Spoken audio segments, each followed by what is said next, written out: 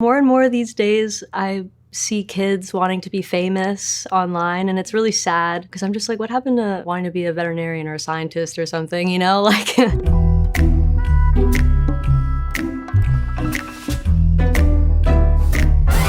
I really wanted to write a song that kind of displays the archetype of a rising star in entertainment and what that can feel like, especially as a woman. There's a lot of traps that are set by the industry and corporations, and I just wanted to discuss that.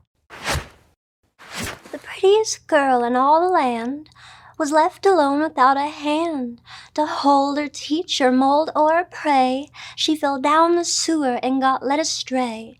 Monsters, demons, and all the rest took her soul and innocence. They tweezed and pulled all that was left till she was made a Disney princess. I added the intro at the very end because I just wanted to set up the story. Because it's also titled Disney Princess, I just felt like it made the most sense. There's a lot of songs out there right now that already discuss the glamorization of like the party lifestyle of being an artist, and we have enough of that. So I just wanted to contribute to the conversation with a different perspective that people don't get to hear as much, which is the traumatic reality of being an artist, especially when you're young and impressionable and you're dealing with an industry that kind of salivates at this idea of you being this naive person that they can kind of mold and turn into whatever it is that they want.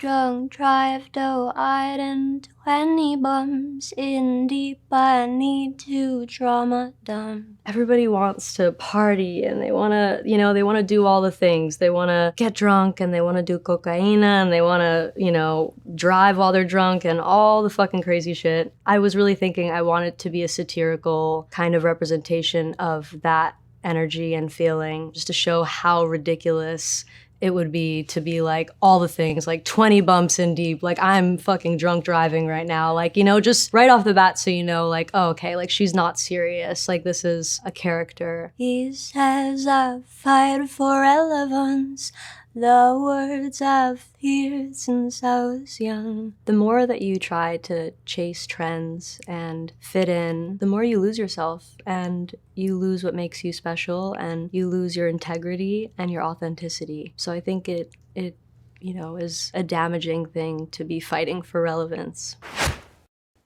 Please don't go.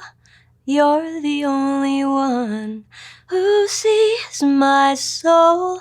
Fuck these icons. Being an artist is a very isolating experience, and when you do make friends and you build any kind of relationships with people, you can get into a situation where maybe you have like abandonment issues, you worry, are these people really here for me? Are they using me? Like that's like a common kind of thing. Please Don't Go is like just the yearning for a real authentic friendship in a really fake kind of world. Can't quit the show of sighing the dotted line, and I fucked every devil. I love all the conspiracy theories that are like, oh, they signed their soul away to the devil, and people aren't wrong. Like there is something to it. I don't think it's as literal as like, cloning bodies and all types of whatever it is. I mean, I'm sure there is in some deep pockets of whatever's going on over there, but like the reality of the entertainment industry is just that you do lose yourself and you have to really keep a good head on your shoulders, and you're surrounded by not only the industry that really wants to commodify you and turn you into a product, but then you're also seen as a product as well to sometimes even, audience, people who are listening as well. And there's a lot of expectation and pressure. I don't think that level of visibility is for the faint of heart. We can go there faster than they can, faster than the average person.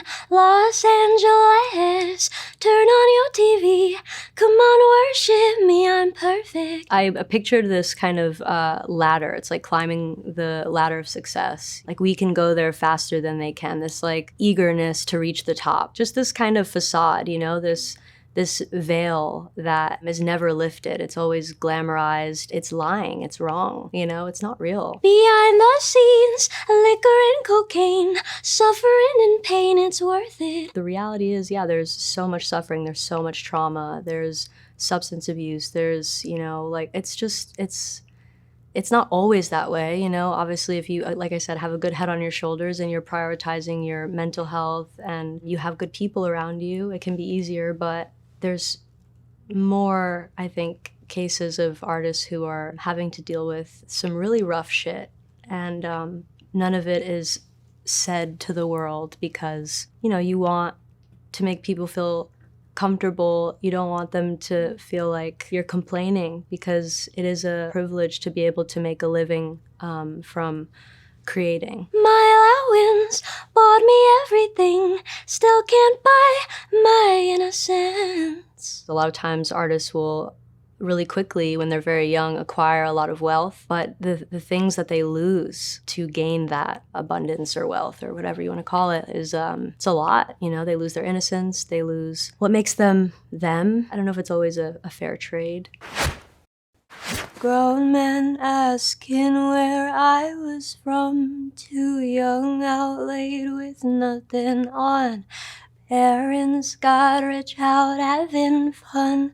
Party at mine is what I sung. Everyone knows in the entertainment industry, there are a lot of predatory men who see young women who are artists who are, you know, wanting to create, and the more numb you are and the more naive you are, the more malleable you are, the more that they try to sink their claws into you. Traded my bows for strapless bras and snow.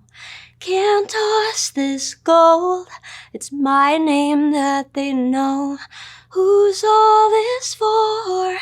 If I'm so miserable, I wanna kill all these devils. At a certain point, you come to some sort of realization that it's not all that it's cracked up to be. Most artists do get to that point where, like, the partying gets old, the going out, the networking, all that stuff, and they do find themselves again. And when they do, it's like a huge kind of slap in the face. Like, whoa, what did I just do for the last few years, you know? This character kind of looking back at all of this and, again, what she's lost of herself for fame and for this glamorized experience, realizing that that's not what it is that she wants. And this is Toady. Toady is my friend. I, you know, stitched his head to his body. They were separated for a while, but they found each other again, and luckily I was there to help them get back together.